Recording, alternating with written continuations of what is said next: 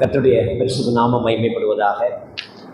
உங்களோடு இருப்பதிலே மகிழ்ச்சி அடைகிறேன். இந்த 2வது நாள் சிறப்பு கூட்டத்திலும் இறை வார்த்தையை பகிர்ந்து கொள்ள ஆண்டவர் எனக்கு தந்த நல்ல சந்தர்ப்பத்துக்காக நான் தேவனை துதிக்கிறேன். நம்முடைய செய்தி நேற்றைய தினத்திலே ஜீவனுள்ள தேவனுடைய சபை என்று தான் நாம் ஆரம்பித்தோம். 1 தீமோத்தேயு 3வது அதிகாரம் 15வது வசனத்தை வாசித்து இந்த நாள் கூறிய செய்தியை நாம் தொடரலாம். அதே தலைப்பு தான், ஆனால் கற்றுக்கொள்ள வேண்டிய நிறைய பாடங்கள் எனக்கும் நமக்கும் உண்டு. 1 தீமோத்தேயு 3வது அதிகாரம் 15வது வசனம். தாமதிப்பேனே ஆகில்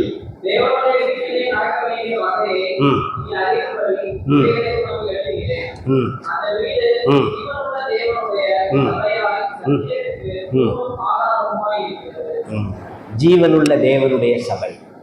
ஜீவனுள்ள சபை. ஒரு முறை நான் கொடைக்கானலுக்கு சென்றிருந்தேன். அப்பொழுது காரில் போய் கொண்டிருக்கும் போது ஒரு பூங்கா, அந்த பூங்காவில் ஒரு குட்டி குரங்கு செத்து கிடக்கணும். அதனுடைய தாய் அருகிலேயே இருக்கிறது. இந்த கார் சத்தம்லாம் வேகமாக போனோன்னே அந்த தாய் குரங்கு என்ன செய்யுது, அந்த குட்டி குரங்கு எடுத்து கையில் மாட்டிக்கிச்சு, செத்து போயிடுச்சு. ஏதோ விபத்தில் அப்படியே தூக்கிட்டு ஓடுது. அதை நான் பார்க்குறேன். செத்து போனாலும் அதனுடைய பாசம் என்ன செய்யலை, விடலை. எப்படியும் எங்கேயாவது ஒரு இடத்துல போட்டுட்டு தான் போய் ஆகணும். ஆண்டவர் இயேசு கிறிஸ்து என்னுடைய உங்களுடைய வாழ்க்கை எப்படி இருக்க வேண்டும் என்று விரும்புகிறார். ஒரு செத்த சபையை போல் இருக்கக்கூடாது. அது சுமை, அது ஆண்டவருக்கு சுமை. ஜீவனுள்ள தேவனுடைய ஜீவனுள்ள சபையாக இருக்க வேண்டும். We must have the life in our church. நம்முடைய சபையிலே உயிர் காணப்பட வேண்டும். ஆராதனையிலே ஜீவன் இருக்க வேண்டும். நாம் செலுத்துகிற துதி பலிகளிலே ஜீவன் இருக்க வேண்டும். தேவ வசனத்தை பிரசங்கிக்கும் போது ஜீவன் இருக்க வேண்டும். ஊழியர் செய்யும் போது ஜீவன் இருக்க வேண்டும். ஜபத்திலே ஜீவன் இருக்க வேண்டும். உபவாசத்திலே ஜீவன் இருக்க வேண்டும். எங்கெல்லாம் ஜீவன் இருக்கிறதோ அங்கெல்லாம் வளர்ச்சியும் பெருக்கமும் இருக்கும். ஞாபகத்தில் வைக்கணும். எனவே நம்முடைய சபை ஜீவன் உள்ள சபையாக இருக்க வேண்டும். இந்த சபையை குறித்த பாடம் பழைய ஏற்பாட்டில் தலையை குறித்த பாடம் அநேகம் இருக்கிறது. தலைனா கர்த்தராகிய இயேசு கிறிஸ்து. கர்த்தராகிய இயேசு கிறிஸ்துவை குறித்த பாடம், வெளிப்பாடு பழைய ஏற்பாட்டில் நிறைய உண்டு. சரீரத்தை குறித்த பாடம் புதிய ஏற்பாட்டிலே உண்டு. ஸோ பழைய ஏற்பாடு தலை என்று வைத்துக் கொண்டால், புதிய ஏற்பாடு சரீரம் என்று வைத்துக் கொண்டால், ரெண்டையும் சேர்த்தால் ஒரு முழுமை அடைகிறது. நிழலாக பழைய ஏற்பாட்டிலே நிறைய விஷயம் சொல்லியிருந்தாலும் நிஜம் புதிய ஏற்பாட்டிலே வெளிப்படுகிறது. கர்த்தராகிய இயேசு கிறிஸ்து சபையை தம் சரீரமாகிய சபை என்று சொல்லுகிறார். நிறைவு புதிய ஏற்பாட்டிலே மாத்திரம்தான். ஆதியாகமத்துல ஒரு கல்யாணம் நடக்கிறது. அது ஆண்டவர் ஏற்படுத்தி வைத்த கல்யாணம், ஆதாம் ஏவாள் கல்யாணம். வெளிப்படுத்தின விசேஷத்துல ஒரு கல்யாணம் நடக்க போகிறது. அது ஆண்டவருக்கும் கர்த்தராகிய இயேசு கிறிஸ்துவுக்கும் அவருடைய இரத்தத்தினால் சம்பாதிக்கப்பட்ட சபைக்கும், மணவாளன் மணவாட்டி. இந்த புஸ்தகத்துக்கு மங்களகரமான புஸ்தகம் என்று பெயர் வைக்கலாம். காரணம், கல்யாணத்தில் ஆரம்பித்து பெர்லின் நீ சொல்லுங்க, கல்யாணத்தில் முடிகிறது. கல்யாணத்தில் ஆரம்பித்து கல்யாணத்தில் முடிகிற ஒரு மங்களகரமான புஸ்தகம் தான் இந்த புஸ்தகம். மணவாட்டி சபை ஜீவனுள்ள சபையாக இருக்க வேண்டும். ஆதாம் ஏவாள் முதல் விவாகம், கிறிஸ்து சபை கடைசி விவாகம். ஏவாள் எங்கிருந்தாள்? ஆதாமுக்குள் இருந்தால். சபை எங்க இருக்க வேண்டும்? கிறிஸ்துவுக்குள் இருக்க வேண்டும். கவனிக்கணும், கிறிஸ்துவுக்குள்ளான சபை. எனவே இந்த சபையை குறித்து நிறைய கற்றுக்கொள்ள வேண்டிய பாடம் இருக்கிறது. நாம் தான் சபை. நாம் எப்படியெல்லாம் நம்முடைய வாழ்க்கையிலே ஜீவனுள்ள சபையாக இருக்கிறோம். ஒரு 7 காரியங்களை நேற்றைய தினத்திலே நாம் சிந்தித்தோம். இன்றைக்கு 8, 9, 10 3 காரியங்கள் இருக்கிறது. சபை என்று சொன்னாலே தியாகம் செய்யக்கூடியதாய் இருக்க வேண்டும். வீட்டுல கவனிங்க, ஆண் பெண், புருஷன் மனைவி அதிகமா தியாகம் செய்யறது யார் தெரியுமா? அண்ணாச்சி சொல்றாங்க பெண்ணு. சிஸ்டர், உங்களுக்கு எவ்வளவு மகிமை பார்த்தீங்களா? உங்க வீட்டுக்காரர் சொல்றாரு பெண்ணு தான் தியாகம் செய்வா. இந்த பூமியில நாம் வாழும்போது சபைக்கென்று தாராளமாய் தியாகம் செய்யக்கூடிய மனப்பான்மை இருக்க வேண்டும். இந்த தியாகம் என்பதற்கு பலவிதமான கோணங்களிலே நான் குறிப்பெடுத்து வைத்திருக்கிறேன். உதாரத்துவமாய் கொடுக்க வேண்டும். கொடுக்கிறதுனா பணம் மட்டும் இல்லைங்க. நான் சொல்லுவேன் டைம்,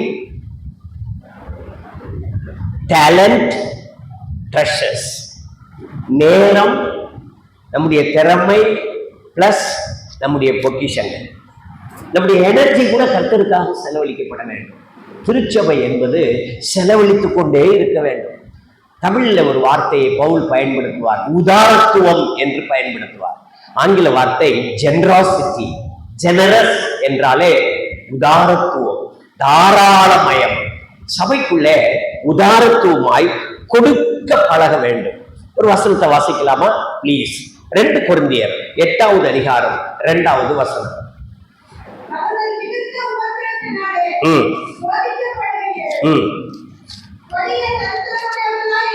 கொடிய தரித்திரமுடையவர்களாயிருந்தும் தங்கள் பரிபூர்ண சந்தோஷத்தினாலே மிகுந்த உதாரத்துவமாய் கொடுத்தார்கள். யார் இவர்கள்? இது ஒரு சபை. பாருங்க 1ஆம் வசனம். அன்றியும் சகோதரரே, மக்கதோனியா நாட்டு சபைகளுக்கு தேவன் அளித்த கிருபையை உங்களுக்கு அறிவிக்கிறோம். அது ஒரு கிருபை. கொடுப்பது என்பது ஒரு கிருபை. உதாரணத்துமாய் கொடுப்பது என்பது ஒரு கிருபை. கொடுக்க கற்றுக்கொள்ள வேண்டும். உங்கள் நேரத்தை கொடுக்க வேண்டும். நம்முடைய நேரம் எப்படி செலவழிக்கிறது? எப்படி நாம் நேரத்தை செலவழித்துக் கொண்டிருக்கிறோம்? நேரம் பொன் போன்றது, காலம் கண் போன்றது. திரும்பி வராது. ஒன்ஸ் நம்மளை விட்டு போயிடுச்சுன்னா அவ்வளவுதான். ஆண்டொன்று போக வயதொன்று போகும் என்று சொன்னாங்க. நம்முடைய நாட்கள் போய்கொண்டே இருக்கிறது. 2 காரியங்கள் சீக்கிரமாய் நடைபெற இருக்கிறது.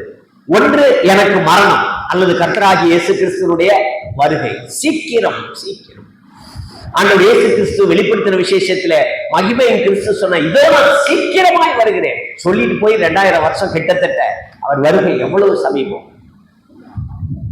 எனவே நாட்களை செலவழிக்க கற்றுக்கொள்ள வேண்டும். காலத்தை பிரயோஜனப்படுத்த கற்றுக்கொள்ள வேண்டும். சபைக்கு, இது சபைக்கு. முதலாவது, உங்களுடைய நேரத்தை எப்படி செலவழிக்கிறீர்கள்? சகோதரியா இருந்தாலும், சகோதரனா இருந்தாலும், வாலிப தம்பி தங்கச்சியா இருந்தாலும், how to spend your time for the glory of God. நேரத்தை வேஸ்ட் பண்ணக்கூடாதுங்க. நேரத்தை வேஸ்ட் பண்ணீங்கன்னா திருப்பி எடுக்க முடியாது. அதை உங்களால ரீகலெக்ட் பண்ண முடியாது. என் ஃப்ரெண்டு ஒருத்தர் சொல்லுவாரு, தண்ணியை கூட்டிட்டா சிரிஞ்சு வச்சு உறிஞ்சி எடுத்துடலாம், ஆனா டைம் போயிடுச்சுன்னா அவ்வளவுதான். என்னுடைய வாழ்நாளிலே நான் 35 வயசுல தான் ஊழியத்துக்கு வந்தேன். அதுக்கு முன்னாடி என்னுடைய நாட்களை செலவழிச்சுட்டேன்னு உட்கார்ந்து வேதனைப்பட்டேன்.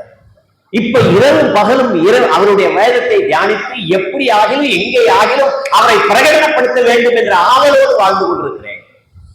நம்முடைய டைம், வயதானவர்கள் கூட உங்களுடைய நேரத்தை தகுதியாய் பயன்படுத்த வேண்டும். சும்மா ஈசி சேர்ல உட்கார்ந்துட்டு டிவி பார்த்துட்டு நேரம் போக்குறது கிடையாது. 3 வேளை சாப்பாடு, மணி அடிச்சா சாப்பாடுங்கிற மாதிரி சாப்பிட்டு தூங்கி பொழுது போக்குவதற்கு அல்ல. சபை என்பது தியாகம் செய்ய வேண்டும். அதுல ஒன்று டைம். காலத்தை பாருங்க. காலத்தை பார்த்தால் போதகராய் இருக்க வேண்டிய நீங்கள் இந்த சபையில எத்தனை போதகர்கள் எழுதி இருக்கிறீர்கள்? மனதார நான் பேசுகிறேன். எத்தனை டீச்சர்ஸ், பைபிள் டீச்சர்ஸ் எத்தனை பேர் எழுதி இருக்கிறீர்கள்? ஏன் எழும்பவில்லை? என்ன காரணம்? சகோதரிகள் மத்தியிலே ஒரு எழுப்புதல், ஒரு ரிவைவல், ஒரு ரெஸ்டரேஷன் எங்கே போனது? தம்பிமார்கள் மத்தியில உங்களுடைய டைம் எப்படி செலவழிக்கிறீங்க? படிப்புக்கு டைம் செலவழிங்க, தப்பு இல்லை. It is good for your worldly status. உலக அந்தஸ்தை உயர்த்துவதற்கு படிப்பு. வேதத்திலே நேரத்தை செலவழித்தால் it will help you to raise your spiritual standard. நாம் காலத்தை எப்படி பயன்படுத்தணும்?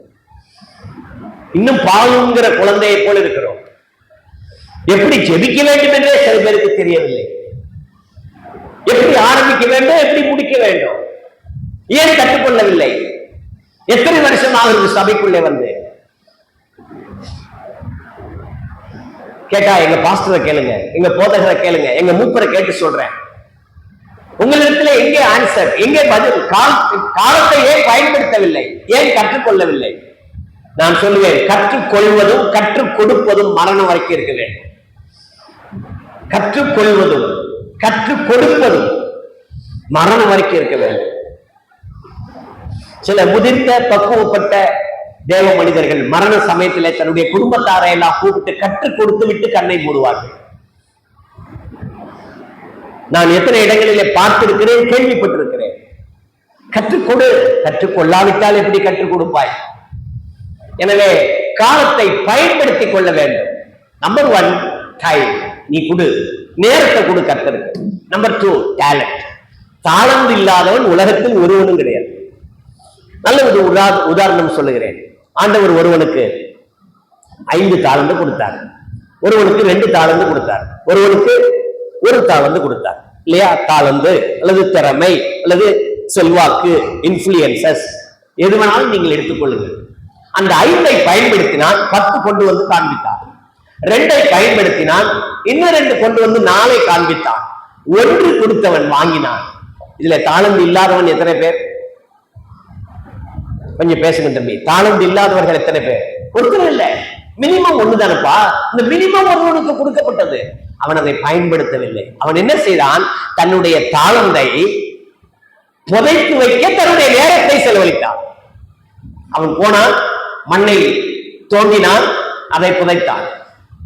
அவனுடைய டைம் வேஸ்ட் ஆயிடுச்சு, அவனுடைய டேலண்ட் வேஸ்ட் ஆயிடுச்சு, அவனுடைய எனர்ஜி வேஸ்ட் ஆயிடுச்சு. கவனிங்க, புதைச்சு வச்சான். ஆண்டவர் வந்து கணக்கு கேட்பார். 5 பெற்றுக்கொண்டவன் 10ஐ கொண்டு வந்து காண்பித்தார். ஆண்டவர் அவனை மெச்சி கொண்டார். 2 பெற்றுக்கொண்டவன் 4ஐ கொண்டு வந்து காண்பித்தார். ஆண்டவர் அவனை மெச்சி கொண்டார். 1 வாங்கினவன் சொன்னான், நான் புதைத்து வைத்திருக்கிறேன் இதோ என்று சொல்லி அதை தோண்டி எடுத்து கொண்டு வந்து காண்பிக்கிறான். புதைக்க நேரம், தோண்ட நேரம். ஆனா அதனால எந்த பயனும் இல்லை. ஞாபகம் வைங்க, நாம் பிறந்துட்டோம், நம்மளை புதைக்க போறாங்க. உயிரோடு இருக்கிற நாட்கள்ல என்ன சாதித்திருக்கிறோம்? What is your achievement? நீங்கள் என்ன கிறிஸ்துவுக்காக எதை சாதித்திருக்கிறீர்கள்?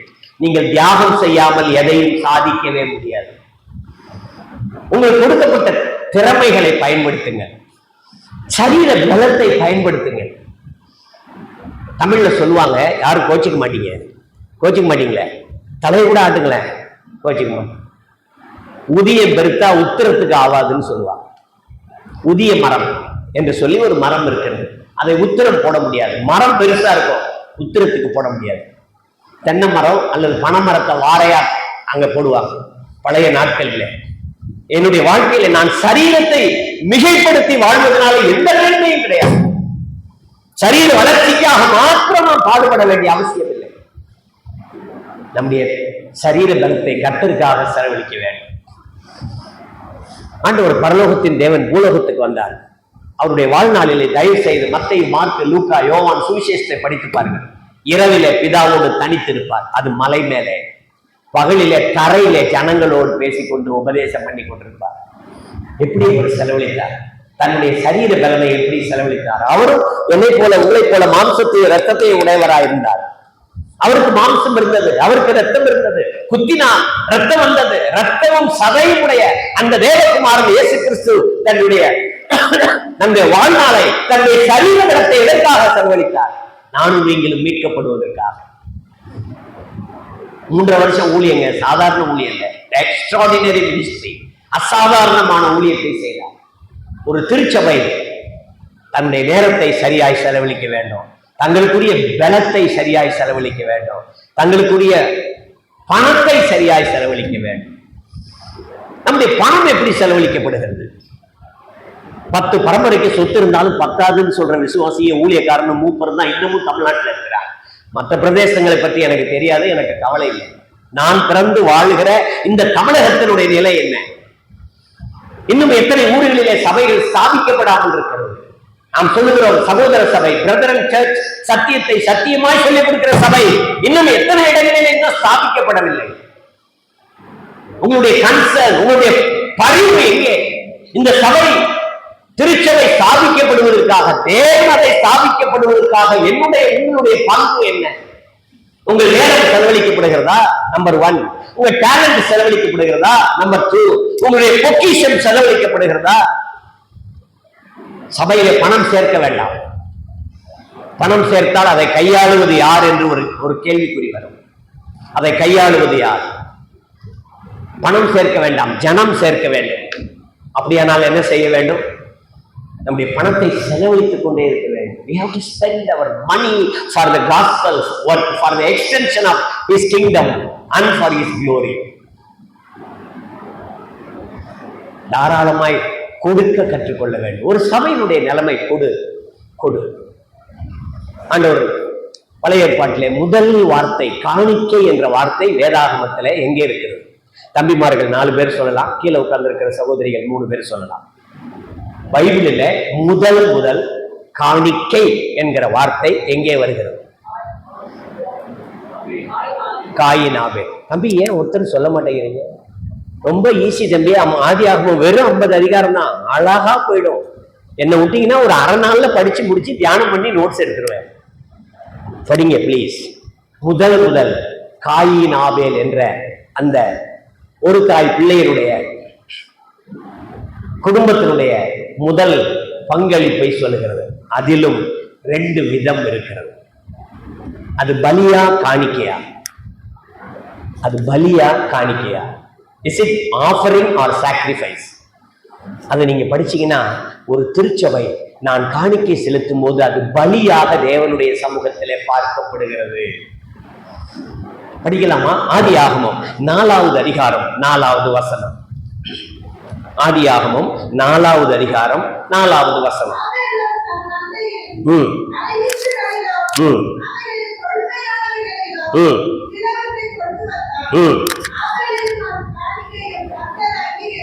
மூன்றாவது வசனம் இப்ப படிங்க.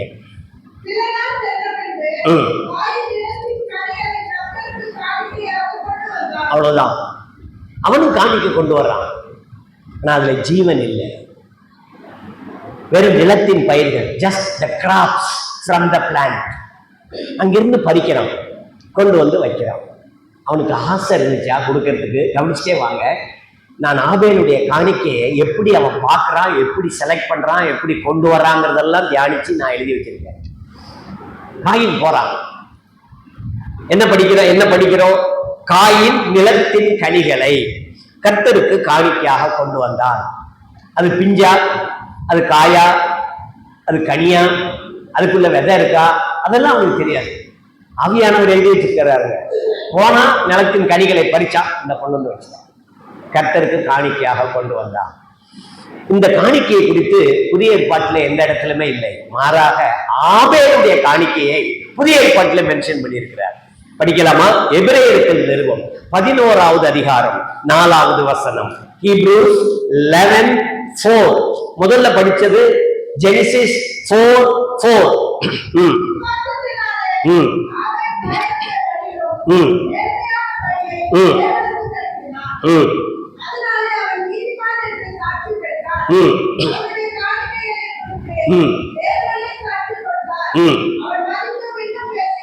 காயினுடைய காணிக்கையை குறித்து தேவன் சாட்சி கொடுக்கவில்லை, அதனாலதான் இல்லைன்னு சொன்னேன். காயினுடைய காணிக்கையை குறித்து தேவன் சாட்சி கொடுக்கவில்லை. ஆபேலுடைய காணிக்கையை குறித்து அவர் சாட்சி சொல்லுகிறார். என்ன சொல்லுகிறார்? விசுவாசத்தினாலே ஆபேல் காயினுடைய பலியிலும் மேன்மையான பலியை தேவனுக்கு செலுத்தினான். அது என்ன மேன்மை? சரி, அடுத்தது. அதனாலே அவன் நீதிமான் என்று சாட்சி பெற்றான். அவனுடைய காணிக்கைகளை குறித்து தேவனே சாட்சி கொடுத்தார். அது என்ன மேன்மை? பாருங்க, ஆபேல் காணிக்கையை கொடுப்பதற்கு முன்னாடி அவனுடைய கண், கவனிக்கிறீங்களா? ஆதியாகம புஸ்தகம் மறுபடியும் 4வது அதிகாரம் 4வது வசனம். முதலாவது அவன் மந்தையை பார்க்கிறான். ஃப்ளாக், FLOCK, ஃப்ளாக், மந்தையை பார்க்கிறான். முதல் எழுத்து F, ஞாபகம் வைங்க. அடுத்தது அதுல தலையீற்றை பார்க்கிறான். மறுபடியும் அதே வசனம். இல்லையே, தலையீற்று, அந்த வசனம் படிங்க. தலையீற்று அப்படின்னா first born. Number 1 the flock. அவனுடைய பார்வை அங்கும் இங்கும் பார்க்கல. அவனுக்கு சொந்த மந்தை இருக்கிறது, அவனுக்கு ஆடுகள் இருக்கிறது. அந்த மந்தையை அவன் பார்க்கிறான். காயினுடைய நிலத்திலே இருக்க கனியை கொண்டு வந்து கொடுக்க விரும்பவில்லை. அடுத்தவனுடைய காசை எடுத்து காணிக்கை கொடுக்க கூடாது. உன்னுடைய கொடு. அது எப்படி இருக்கணும்? உன் கண் அதை தேட வேண்டும். நான் கர்த்தருக்கு எங்கிருந்து கொடுக்க வேண்டும்? தன்னுடைய சொந்த மந்தையை பார்க்கிறார். அடுத்து ஃபர்ஸ்ட் பார்ன், தலையீற்று. ஆண்டவருக்கு கொடுக்கறதுல முதல் பங்கு. What a beautiful sentence. என்னுடைய வாழ்க்கைக்கு எவ்வளவு தேவையான விஷயம் இது. தலையீற்று அப்படின்னா என்னங்க அர்த்தம்? மரத்துல பழுக்கிற பழம், முதல் பழம். முதல் ஃபர்ஸ்ட் ஹார்வெஸ்ட் ரொம்ப நல்லா இருக்கும். அது மாதிரி மிருகங்கள் குட்டி போடும்போது முதல் குட்டி ஃபர்ஸ்ட் பார்ன் ரொம்ப சிறப்பா இருக்கும். ஃபர்ஸ்ட் பார்ன் அதுதான் கர்ப்பம் திறந்து பிறந்த முதல் மிருகம். தலையீற்றுகளில் அப்ப அதை பார்க்கிறான். முதலாவது ஃபிளாக் அவன் பார்க்கிறான், இரண்டாவது ஃபர்ஸ்ட் பார்ன் அதை பார்க்கிறான், மூன்றாவது ஃபேக்டா இருக்கிறத பார்க்கிறான். நல்லா கவனிங்க. இப்ப படிங்க சிஸ்டர். அவைகளில் கொழுமையானவைகளில், கொழுமை ஆங்கிலத்துல ஃபேக்ட் என்று எழுதப்பட்டிருக்கிறது. நல்ல கொழுப்பான இடகாத்திரமான பலமான ஆடை செலக்ட் பண்றான். முதலாவது மந்தை, இரண்டாவது தலையீட்டு, மூன்றாவது கொழுமை. இதெல்லாம் யார் கத்துக் கொடுத்தா?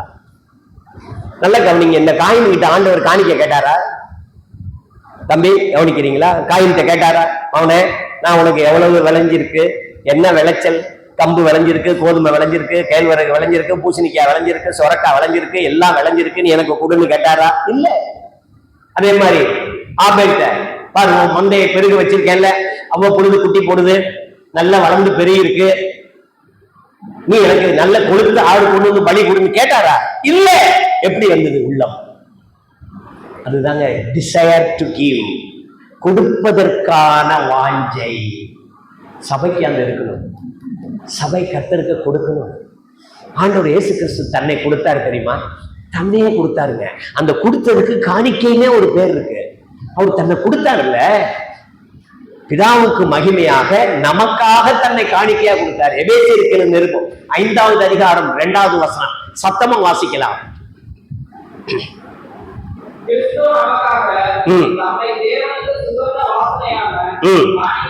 என்னங்க என்னங்க என்னங்க உங்க மனசுக்குள்ள பதியுமே நான் 4 எண்ணங்க போட்டுட்டேன்.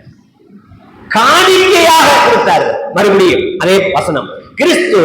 கிறிஸ்து நமக்காக தம்மை தேவனுக்கு சுகந்த வாசனையான காணிக்கையாகவும் பலியாகவும் ஒப்பு கொடுத்து நமக்காக அவர் காணிக்கையா கொடுத்தாராம் தன்னை.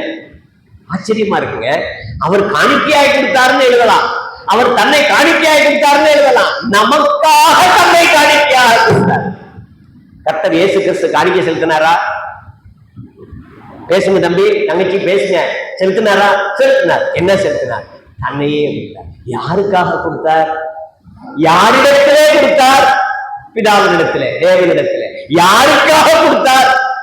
நமக்காக கொடுத்தார். சிங்குலர்ல வாசிச்சா எனக்காக கொடுத்தார். நான் அவருக்கு என்னங்க கொடுக்குறேன்? யோசிச்சு பாருங்களேன். நம்முடைய வாழ்க்கையில எனக்காக ஜீவன் கொடுத்த, உயிர் கொடுத்த அந்த பிராண சிநேகிதருக்கு நான் என்னத்தை கொடுக்கிறேன்? ஆபேல் கொண்டு வந்து கொடுக்குறான் பாருங்க. ஆவியானவர் அழகா எழுதி வச்சுட்டாரு. ஆதி ஆகமத்துல எழுதின ஆண்டவர் ஆவியானவர் என்ன செய்யறாரு? எபிரேய எழுத்தாளன்டின்னு சொல்றாரு. அதை எழுது. விசுவாசத்தினாலே ஆபேல் மேன்மையான பலியை செலுத்தினான். எழுது. எபிரேய எழுத்தாளர் அதையே எழுதி வச்சு. அது தொடருது பாருங்களேன். நம்முடைய வாழ்க்கையில நாம் என்ன கொடுக்கிறோம்? நம்முடைய நேரத்தை கொடுத்திருக்கிறோமா? காணிக்கையா நேரத்தை கொடுக்கணும். நம்முடைய தாளந்துகளை கர்த்தருக்கென்று காணிக்கையாக கொடுக்க வேண்டும்.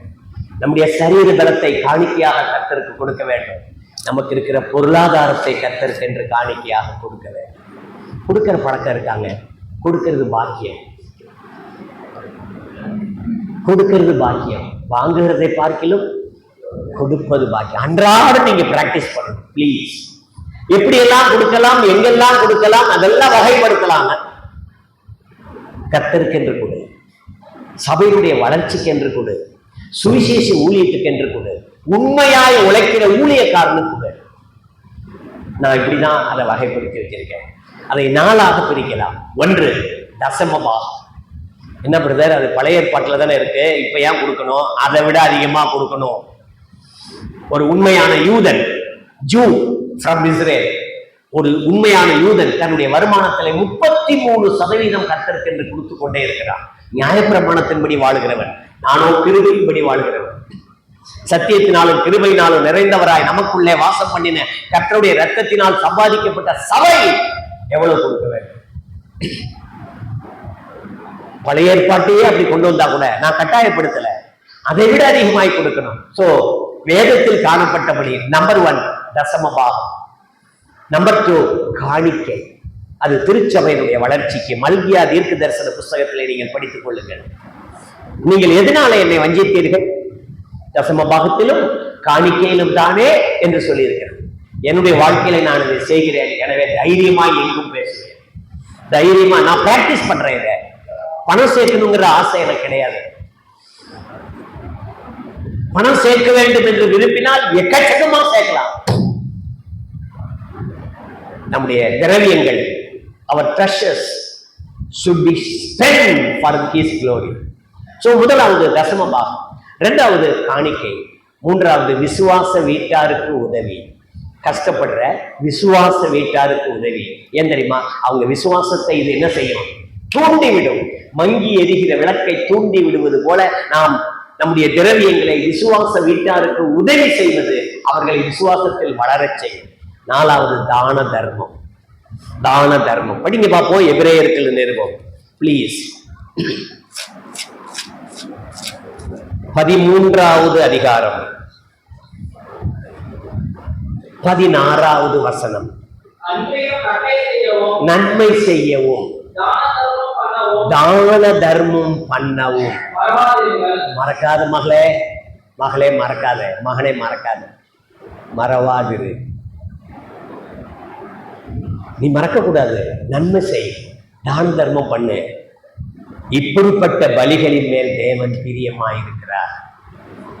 கர்த்தருக்கு கொடு, சபையினுடைய வளர்ச்சிக்காக கொடு, சுவிசேஷ பணிக்காக கொடு, சுவிசேஷம் சொல்லுகிறவர்களுக்காக கொடு. தான தர்மம் பண்ணு, விசுவாச வீட்டாருக்கு உதவி செய். இது திருச்சபை செய்ய வேண்டும்.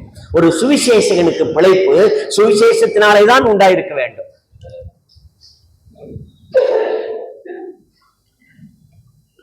ஒரு சுவிசேஷகனுக்கு பிழைப்பு சுவிசேஷத்தினாலே தான் உண்டாயிருக்க வேண்டும். நம்முடைய வாழ்க்கையில செய்ய மறந்து போகிறோம். எனக்கு எனக்கு என்று, தனக்கு தனக்கு என்று வாழ்ந்து கொண்டே இருக்கிறோம். எந்த விதமான சிஸ்டமும் கிடையாதுங்க. பெற்றுக்கொள்வதில் ஏகப்பட்ட வழிகளை கையாண்டு கொண்டிருக்கிறோம். How to earn money, எப்படி பணம் சம்பாதிப்பது? வீடு கட்டி வாடகைக்கு விடலாமா? சீட்டு போடலாமா? குழு, மகளிர் குழுவுல சேரலாமா? வியாபாரம் பண்ணலாமா? கமிஷன் வாங்கி பணம் சேர்க்கலாமா?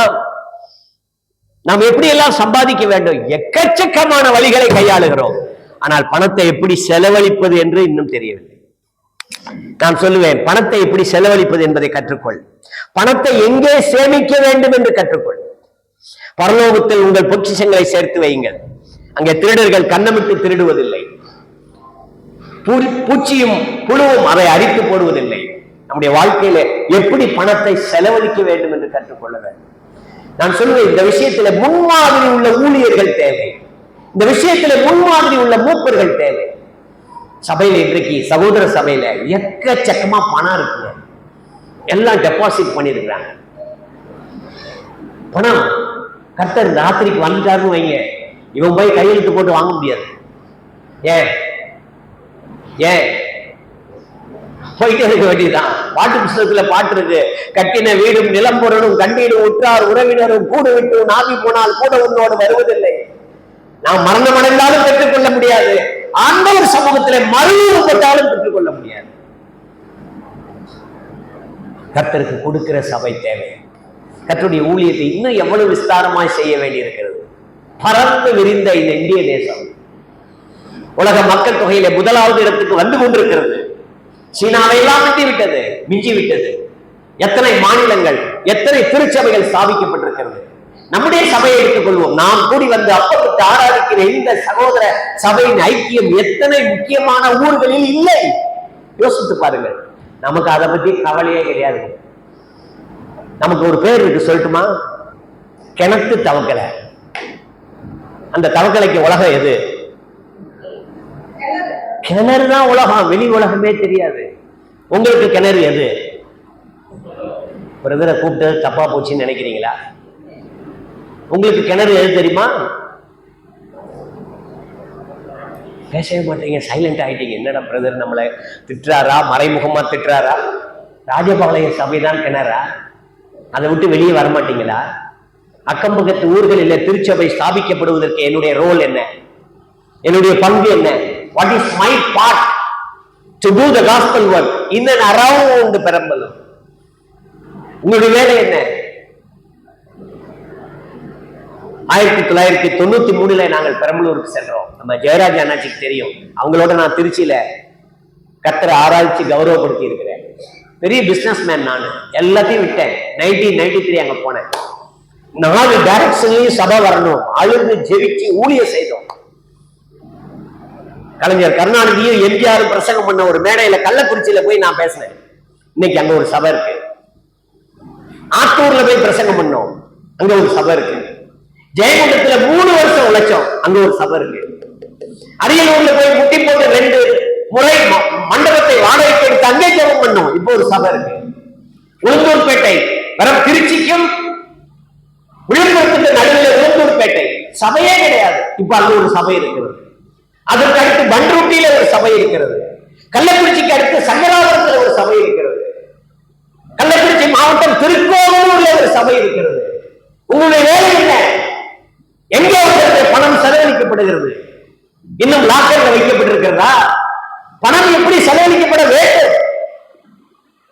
சகோதரனே, சகோதரியே, சபை என்றால் செலவழித்துக் கொண்டே இருக்க வேண்டும். நீங்கள் சரீரம், நீங்கள் சரீரம், நீங்கள் சரீரம், நாம் எல்லாம் அவயவம்.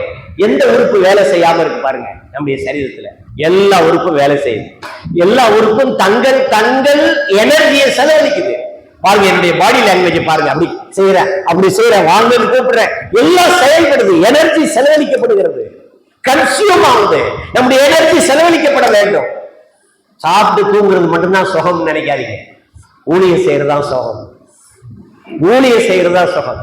சபை ஊழியம் செய்ய வேண்டும், அதுக்கு தியாகம் செய்ய வேண்டும். எதையெல்லாம் நம்முடைய வாழ்க்கையில யோசிச்சு பார்ப்போம். ஆபேல் தன்னுடைய மந்தையை அவன் பார்த்தான்.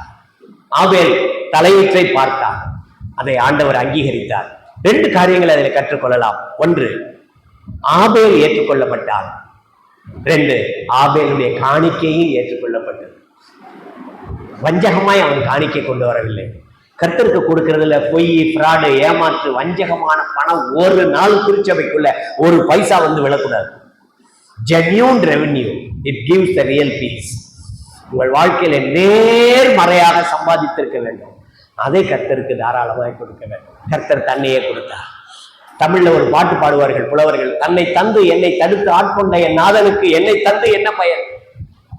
தன்னை தந்து, தன்னையே தந்து, நான் நரகத்துக்கு போகாதபடி என்னை தடுத்து ஆட்கொண்ட என் நாதனுக்கு என்னை தந்து என்ன பயன்? நாம் எதை கொடுக்கணும்? கொடுக்க கற்றுக்கொள்ளுங்கள்.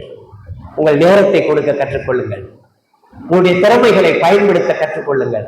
உங்களுடைய பொக்கிஷங்களை கர்த்தருக்கு கொடுக்க கற்றுக்கொள்ளுங்கள். பிளஸ் உங்களுடைய சரீர பலத்தை எல்லாம் செலவழிக்க கற்றுக்கொள்ளுங்கள். திருச்சபையினுடைய வளர்ச்சிக்காக, புதிய ஆத்மாக்களுக்காக, சுவிசேஷ பணிக்காக, திருச்சபையின் பக்தி விருத்திக்காக. என்ன பக்தி சார்? என்ன பக்தி விருத்தி? தேவகுமாரனுடைய சாயலுக்கு ஒப்பாக ஒவ்வொருவரும் மறுரூபப்பட வேண்டும். அதற்காக நான் ஒரு தம்பியை கிறிஸ்துவுக்குள்ள வளர்த்தேன். சுவிசேஷம் சொன்னேன், ஆண்டவரை ஏற்றுக்கொண்டாங்க, ஞானஸ்தானம் எடுத்தார். கல்லூரி வாழ்க்கை அப்பெல்லாம் சொன்னேன், தம்பி நீ ரெகுலரா பைபிள் ஸ்டடிக்கு வந்தா போதும் அப்படின்னு. ரெகுலரா 3 வருஷம் வந்தான் பைபிள் ஸ்டடி. பைபிள் டிகிரி எல்லாம் முடிச்சிட்டான். நல்ல மெரிட்ல தான் பாஸ் பண்ணான். நேரா அவங்க அப்பாட்ட போய் சொன்னான், அப்பா நான் மேற்கொண்டு படிக்க விரும்பல, நான் கர்த்தருடைய வேலைக்கு போறேன்னு சொன்னேன். இப்போ கர்த்தருடைய வேலையை செய்கிறான். கோயம்புத்தூர் பகுதியில ஒரு சபை என்ன ரெகுலரா கூப்பிடுவாங்க மீட்டிங், ஸ்பெஷல் மீட்டிங். அது எஸ்பெஷலி டியூரிங் பொங்கல் ஹாலிடேஸ். நான் சொன்னேன், இனிமே நான் அங்கே வரல, உங்க சபைக்கு நான் இனிமே வரல. இளம் தம்பிமார்கள் நிறைய பேர் வளர்ந்துருக்கிறாங்க, வளர்ந்து வர்றாங்க, அவங்கள கூப்பிடுங்க என்று சொன்னேன். அப்போ நீங்களே ஒருத்தரை சொல்லுங்களேன். நான் இந்த தம்பியினுடைய பேரை சொல்லி அங்குள்ள மூப்பருக்கு தொலைபேசியிலே தொடர்பு கொண்டேன். அவங்களும் அவரோட அந்த தம்பியோட பேசினார். அந்த தம்பியும் ஒத்துக்கொண்டார் வர்றேன். 3 நாள் மீட்டிங். அவர் போயிட்டார்.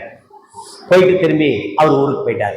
இந்த மூப்பர் எனக்கு ஃபோன் பண்ணார், இந்த சபை மூப்பர், இந்த ஞான வேலை அனுப்பியிருக்கீங்க அப்படின்னாரு. எனக்கு ஒன்றும் புரியல. ஞான வேலை அனுப்பியிருக்கீங்க நீங்க அப்படின்னாரு. என்னங்க சொல்றீங்கன்னு. உங்களை மாதிரியே பேசுறாருங்க அவரு, எல்லாம் உங்களை மாதிரியே இருக்கு அப்படின்னாரு.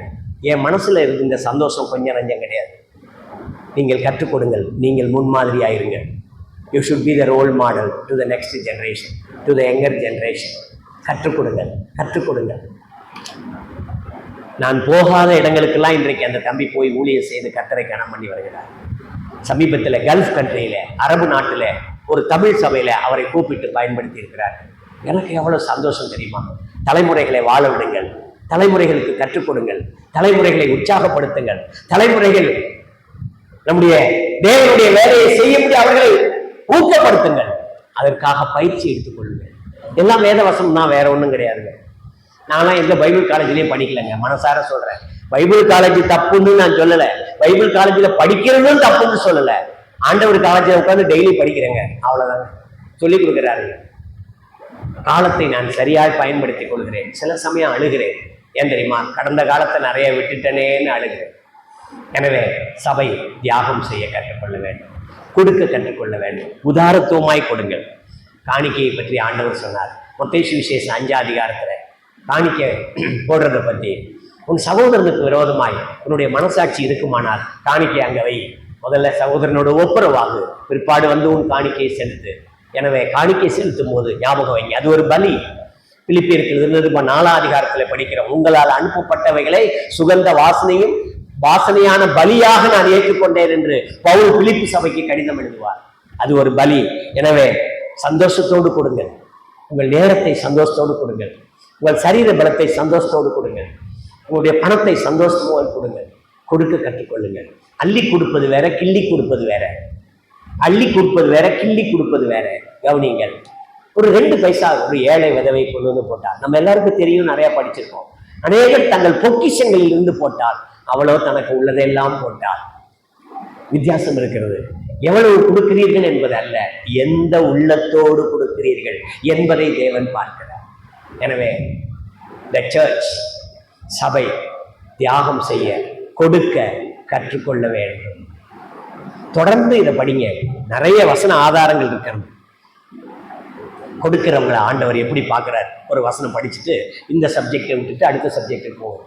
கொடுக்கிறவங்களை எப்படி பார்க்கிறார்? நீங்கள் நானும் கொடுக்குறோம். பழைய ஏற்பாட்டில் கூட நிறைய பேர் கொண்டு வந்து கொடுத்தாங்க. ஒரு வசனம் படிக்கலாமா? எல்லாரும் எடுத்துக்கங்க. ரொம்ப பிரயோஜனமான வசனம்.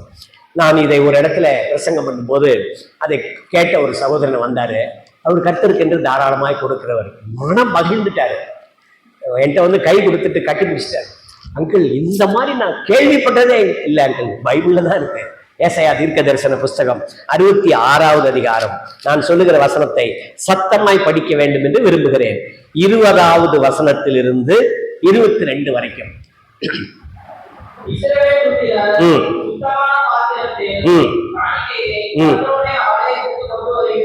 நல்லா கவனிச்சீங்களா? இஸ்ரவேல் புத்திரர் சுத்தமான பாத்திரத்தில் காணிக்கையை கர்த்தருடைய ஆலயத்துக்கு கொண்டு வருகிறது போல படிங்க.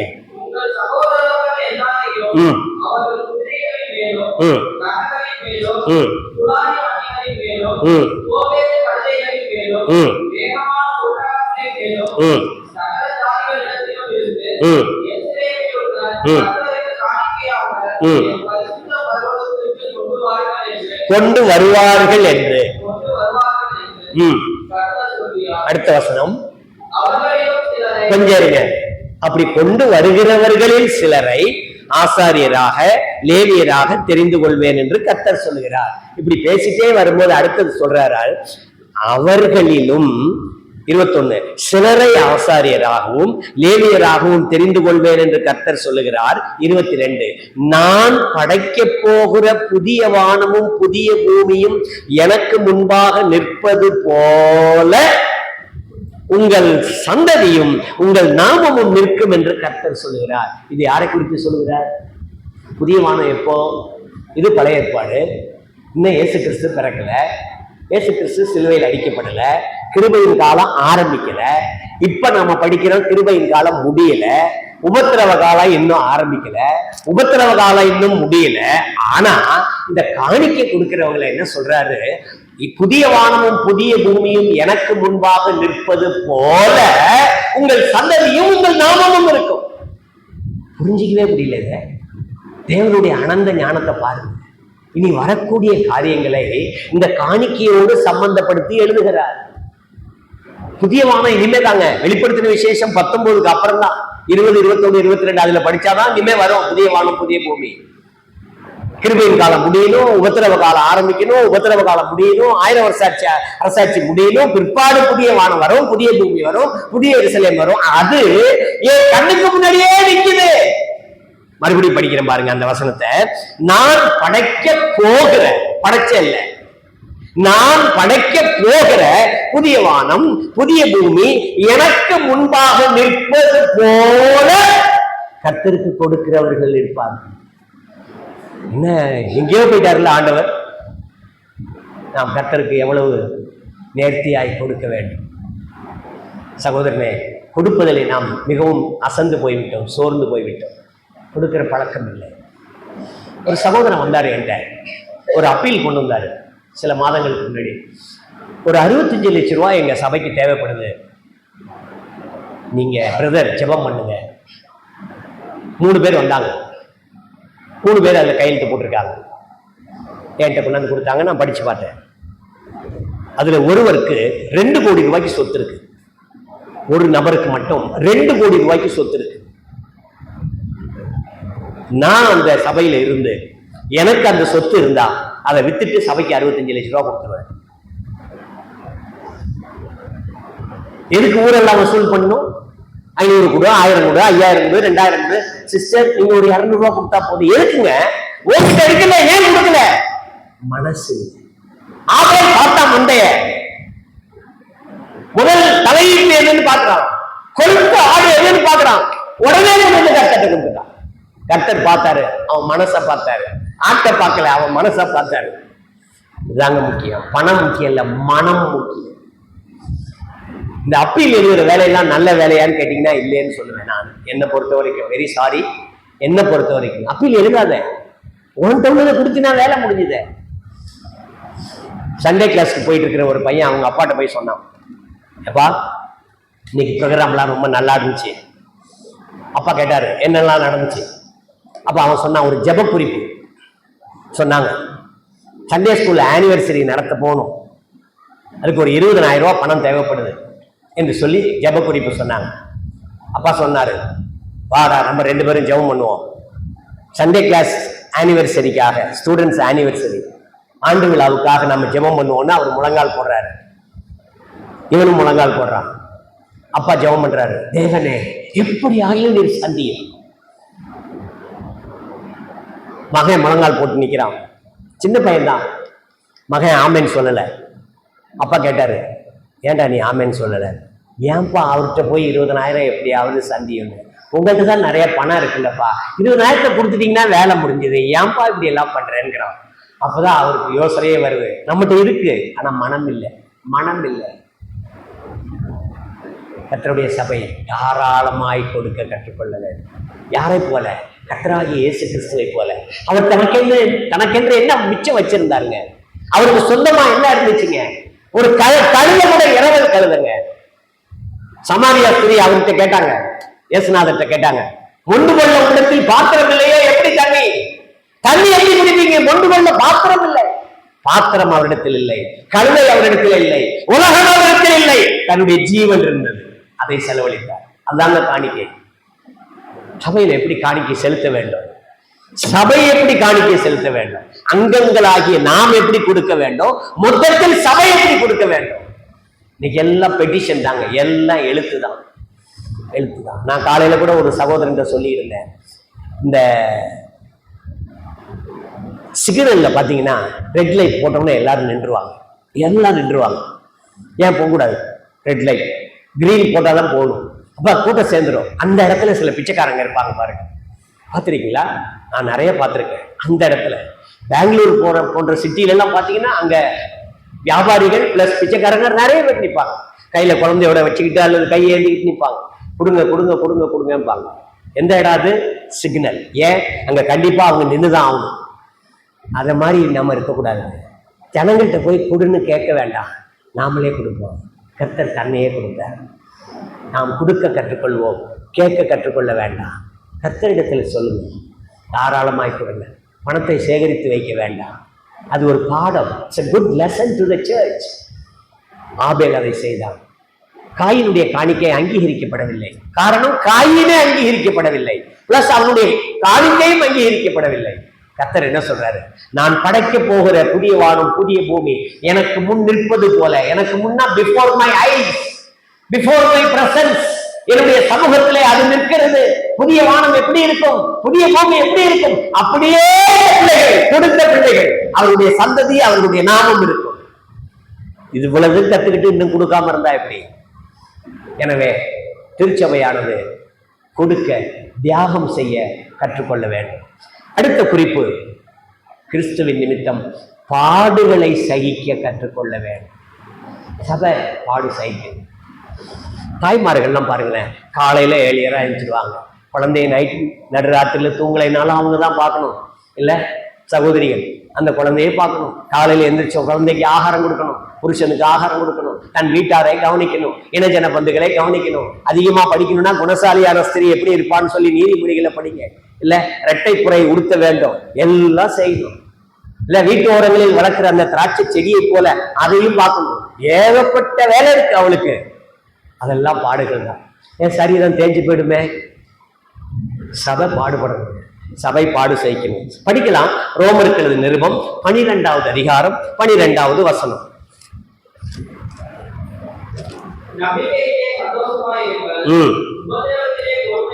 அந்த உபத்திரவத்தை தான் நான் பாடுகள்னு சொல்றேன். பொறுமையா பாடு சகிக்க கற்றுக்கொள்ளுங்க. நமக்கு பாடுகள் உண்டு.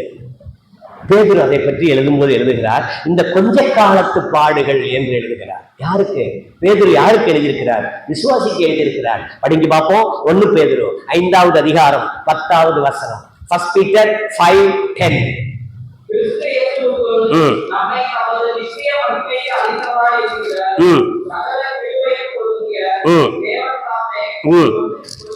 கொஞ்ச காலம் பாடு அனுபவிக்கிற சபையை, உங்களை எழுதியிருக்காரு, நான் சபைன்னு படிக்கிறேன். சபை பாடு சகிக்க கற்றுக்கொள்ள வேண்டும். நாம் பாடுபடுவது வேற, பாடு சகிக்க கற்றுக்கொள்ள வேண்டும். ஆங்கிலத்தில் என்டியூரன்ஸ் என்ற வார்த்தையை பயன்படுத்துவாங்க. சகிப்புத்தன்மை. சகிப்புத்தன்மை. ஒரு கேள்வி கேட்கிறேன், ஆணுக்கு அதிகமா பெண்ணுக்கு அதிகமா? பெண்ணுக்கு தான் அதிகம். சபைக்கு தான் பாடு சகிக்க போகும். சபை பெண்ணு தானே, சபை பெண்ணு தானே, சபை மனவாட்டி தானே. சபை சகிக்க வேண்டும். நம்மளை பேசுவாங்க, அசுத்தமான வார்த்தைகளை பயன்படுத்தி சகித்து போ, சகித்து போ. கொஞ்ச காலத்து பாடுகள் இனி வரும் மகிமைக்கு ஒப்பானது அல்ல. படைக்க போகிற புதிய வானம் புதிய பூமி, நமக்கென்று வைத்திருக்கிற ஆண்டவர் புதிய எருசலேம், அவரோடு இருக்கக்கூடிய வாழ்க்கை நித்திய நித்திய நித்திய நித்தியமாய் அவரோடு வாழ போகிறோம். பாடுகள் எவ்வளவு காலம்? கொஞ்ச காலம், இமைப்பொழுது, அவ்வளவுதான். ஓடிடுங்க. கொஞ்ச காலம் பாடு சகிக்க கற்றுக்கொள்ளும். நான் சொல்வது பாடுபடுவது வேற. நமக்கு பாடுகள் வரும்போது உடனே முறுமுறுக்க வேண்டாம். இஸ்ரவேல் ஜனங்களுடைய வாழ்க்கையில பொல்லாத பாவம் எது தெரியுமா? முறுமுறுப்பு. த மர்மரிங் ஹார்ட். மோசேக்கு விரோதமா முறுமுறுப்பு. எதுக்கு எங்களை இங்க கொண்டு வந்த? வனாந்தரத்துல சாகிறதுக்கா? தண்ணி இல்லை. அங்க பார்த்தா அமலேக்கிய வர்றான், இங்க பார்த்தா தண்ணி இல்லை, அந்த பக்கம் போனா தண்ணி கசப்பா இருக்கு, எங்களை சாவடிக்கிறதுக்காக கொண்டு வந்த இஸ்ரவேல் ஜனங்கள். ஆவிக்குரிய இஸ்ரவேலர்கள் ஒரு நாளும் முறுமுறுக்க கூடாது. எப்ப முறுமுறுப்பு இல்லாமல் இருக்கும்? சகிப்புத்தன்மை இருக்கும்போது முறுமுறுப்பு வராது. பாடு சகிக்க கற்றுக்கணும். நமக்கு கர்த்தருடைய வேலையை செய்யும் போது பாடுகள் உண்டு, சகிச்சு கொள்ளணும். சில பேருக்கு பிடிக்காது. எதிரானவர்கள் இருக்கிறாங்க, எதிரியானவர்கள் இருக்கிறாங்க. அப்ப 2 பேரையும் நம்ம சமாளிக்கணும்னா சகிப்புத்தன்மை வேணும். சகிப்புத்தன்மை மிக மிக அவசியம். அது யாருக்கு? சபைக்கு. சபைக்கு கொஞ்ச காலம் பாடு அனுபவிக்கிறேன். எது வரைக்குங்க? கர்த்தர் வர்ற வரைக்கும், அல்லது நம்முடைய ஆவி கர்த்தர்ட்ட போகிற வரைக்கும். ஆவி தன்னை தந்த தேவனிடத்திற்கு என்று பிரசங்கியில படிக்கிறோம். இந்த சரீரம் மண்ணிலிருந்து வந்தது, இது மண்ணுக்கு போய்விடும். ஆவி தன்னை தந்த தேவனிடத்துக்கு போகும். அது வரைக்கும் பூமியில நமக்கு பாடுகள் உண்டு. சில பேர் பேச்சாலேயே கொள்ளுவாங்க. கவனிச்சிங்களா? பேச்சாலேயே கொள்ளுவாங்க, காயப்படுத்துவாங்க. நம்முடைய மனதை காயப்படுத்துவதற்கு ஈட்டி வச்சு குத்தணும்னு இல்லை, சேவான் மாதிரி கல்லால் அடிச்சு கொள்ளணும்னு இல்லை, பேச்சாலேயே கொள்ளுவாங்க. கல்லால் அடிக்க மாட்டாங்க, சொல்லால் அடிச்சுவாங்க. அப்ப சகிச்சுக்கணும். ஏன்? இயேசு கிறிஸ்து சகித்தார். இன்னொரு வசனம் படிங்களேன். எபிரேயர்கள் நிருபம் 12வது அதிகாரம் 1 வசனம். இயேசு கிறிஸ்து சகித்து கொண்டதை அங்கே எபிரேய எழுத்தாளர் எழுதுகிறார். 12 2வது வசனப்பா, 12:2. தமக்கு முன் வைத்திருந்த சந்தோஷத்தின் பொருட்டு அவமானத்தை எண்ணாமல் சிலுவையை சகித்து தேவனுடைய சிங்காசனத்தின் வலது பாரசத்தில் வீற்றிருக்கிறார். சகிப்புத்தன்மை இல்லாம வலது பாரிசம் கிடைக்காது. அவர் தமக்கு முன் வைத்த சந்தோஷம். என்ன சந்தோஷம் அது? நம்மை அவர் சம்பாதித்து விட்டார், நம்மை அவர் ஆதாயப்படுத்தி விட்டார், நம்மை மரணத்தை ஜெயித்து விட்டார். பரிகரிக்கப்படும் கடைசி சத்துரு மரணம், அதை ஜெயித்து விட்டார். தமக்கு முன் வைத்த சந்தோஷத்தின் பொருட்டு அவமானத்தை எண்ணாமல் சிலுவையை சகித்து தேவனுடைய வலது பார். அவர் சகிச்சார, நான் சகிக்க கூடாதா? சில பேர் சொல்லுவாங்க, எவ்வளவுதான் சார் சகிக்கிறது? என்ன பொறுமைக்கு ஒரு எப்படி சிஸ்டர் இதெல்லாம் கற்று வச்சிருக்கீங்க? பொறுமைக்கு ஒரு எல்லை உண்டு. எல்லையே கிடையாதுங்க, எல்லை கிடையாது. எல்லைன்னு சொல்லிட்டீங்கன்னா அதுதான் உங்களுக்கு தொல்லை. ஞாபகம் வைங்க, பொறுமைக்கு எல்லையே கிடையாது. உலகம் என்ன அப்படி சொல்லும்? நான் ஆண்டவர் சிலுவையில் மரண பரியந்தம் கீழ்ப்படிந்தார், தம்மை தாமே தாழ்த்தினார். எவ்வளவு பொறுமைங்க! பொறுமைக்கு ஒரு எல்லை உண்டுன்னு தேவகுமாரன் நினைச்சிருந்தாருன்னா என்ன ஆயிருக்கும்? ஒருத்தன் அங்கேருந்து வந்து சொல்றாங்க, சிலுவையில தொங்கிட்டு இருக்காரு, நீ தேவனுடைய குமாரனா சிலுவையில் இறங்கி வா. எப்படி இருக்கும் ஆண்டவர் இயேசு கிறிஸ்துவுக்கு? நீங்களா இருந்தா என்ன செய்வீங்க? இறங்கி வரத்துக்கு முயற்சிப்போம், அல்லது ரெக்கமெண்டேஷன் தேடுவோம், சிபாரிசு தேடுவோம். அப்படி இல்லாட்டினா உள்ளத்துலயாவது சர்ச்சிட மாட்டோம். நாசமா போறவனே, என்ன என்னையா நீ சொல்ற? ஒண்ணுமே பேசலைங்க. இன்னொருத்தன் வந்தான், பெயர் செபூல் அப்படின்னு ஆண்டவர் இயேசு கிறிஸ்துவ சொன்னான். பிசாசுகளின் தலைவன் அர்த்தம். ஆண்டவர் இயேசு கிறிஸ்து ஏற்றுக்கொண்டார். தேவகுமாரனே ஆனால் அப்படின்னா டவுட். நீ தேவகுமாரன் இல்ல அப்படி இருந்தா நீ தொங்கிட்டு இருப்பியா? பரியாசம் பண்றான், காரிக்கிறான். ஏற்றுக்கொண்டார், சகித்துக் கொண்டார், எல்லாவற்றையும் சகித்துக் கொண்டார். பொறுமைக்கு எல்லை உண்டு, அது உலகம். பொறுமைக்கு எல்லையே இல்லை, அது தெய்வீகம். சகிப்புத்தன்மை, சபை சகிக்க வேண்டும். நிறைய உதாரணங்களை நான் சொல்லலாம். அப்படி சொல்வேனால் என்னை பற்றியே சொல்வதாக மிகைப்படுத்தி பேசுவதாகிவிடும். எப்பொழுதும் சகிக்க கற்றுக்கொள்ளும், பாடு சகிக்க கற்றுக்கொள்ளும். திருச்சபை தான் அந்த வேலை. ஒரு சினிமா தயாரிக்கிறவனுக்கு பாடுகளே இல்லை. நீங்க கவனிக்கலாம், கொட்டுறான் அல்றான், காசை கொட்டுறான், காசை அல்றான், சுகமா இருக்கிறான், சுகபோகமா இருக்கிறான், எப்படி வேணாலும் வாழ்றாங்க. அது வேற. நாம் கிறிஸ்துவுக்காய் வாழ்றோம். நமக்கு ஒரு லக்கு இருக்கிறது, அவங்களுக்கு ஒரு லக்கு இல்லை. அந்த லக்கை அடைவதற்கு பொறுமையா ஓடிட்டு இருக்கோம். இதே முந்தின வசனத்துல படிச்சீங்கன்னா 12:1, ஆகையால் மேகம் போன்ற இத்தனை திரளான சாட்சிகள் நம்மை சூழ்ந்து கொண்டிருக்க பாரமான யாவற்றையும் சுற்றி நெருங்கி நிற்கிற பாவத்தையும் தள்ளிவிட்டு விசுவாசத்தை துவக்கிறவர் முடிக்கிறவருமாய் இருக்கிற இயேசுவை நோக்கி நமக்கு நியமித்திருக்கிற ஓட்டத்தில் அங்கதான் இருக்கு. Run with endurance.